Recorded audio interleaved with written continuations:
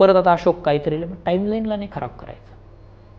ही हिस्ट्रीची requirement आहे, सगळ्यात पहिली आणि बेसिक रिक्वायरमेंट हिस्ट्रीची, ती म्हणजे की हिस्ट्रीचं answer should look like a historical one, जॉग्रफीचा answer should look like a geographical one.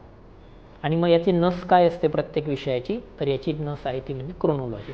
प्रत्येक आन्सर क्रोनॉलॉजीमध्ये बसवा. पॉलिटीमध्ये आपल्याला आर्टिकल्स जास्त महत्त्वाचे असतात किंवा अमेंडमेंट्स, जजमेंट्स ह्या गोष्टी जास्त महत्त्वाच्या आहेत. मग ते इंट्रोडक्शनमध्येच देणं, जेणेकरून सुरुवातीलाच इम्प्रेशन चांगलं जाणार की पुढे लिहिलं. मेजर्स, आता हे ECI स्पेसिफिक, जनरल मेजर्स नाही आले पाहिजे, म्हणजे जो प्रश्न आहे ना त्याच्याशी रिलेटेड मेजर्स आले पाहिजे. तर आपलं काम एकच आहे की एक्झामिनरचं काम जितकं तुम्ही कमी करणार, एक्झामिनरला जितका तुमच्या पेपर थ्रू तुम्ही कमी त्रास देणार, तितके डायरेक्टली मार्क्स तुम्हाला जास्त येतील. You have seen Roshan's paper. Unnecessary लिहूच नका. तो तेवढं पेज दिलंय तेवढं पेज पूर्ण करायची पण गरज नाही तुम्हाला. 2 पेजेस दिलेत सर 10 मार्करला, तो we have to fill the both the pages. That is not at all necessary in GS3.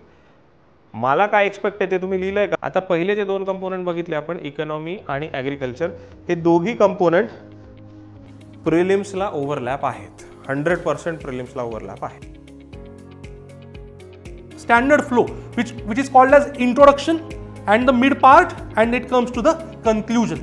म्हणजे आपण असं म्हणूयात की प्रस्तावना, शेवट आणि मधलं त्याच्याविषयी तुमची मांडणी ती केलेली. साधारणतः 1000 ते 1200 शब्दांमध्ये, म्हणजे मी तर म्हणतो 1100 शब्दांपर्यंत तयारी आपली ठेवलीच पाहिजे. UPSCला साधारणतः 1000 ते 1200 शब्दांचा एक असे किती एसे लिहावे लागतात?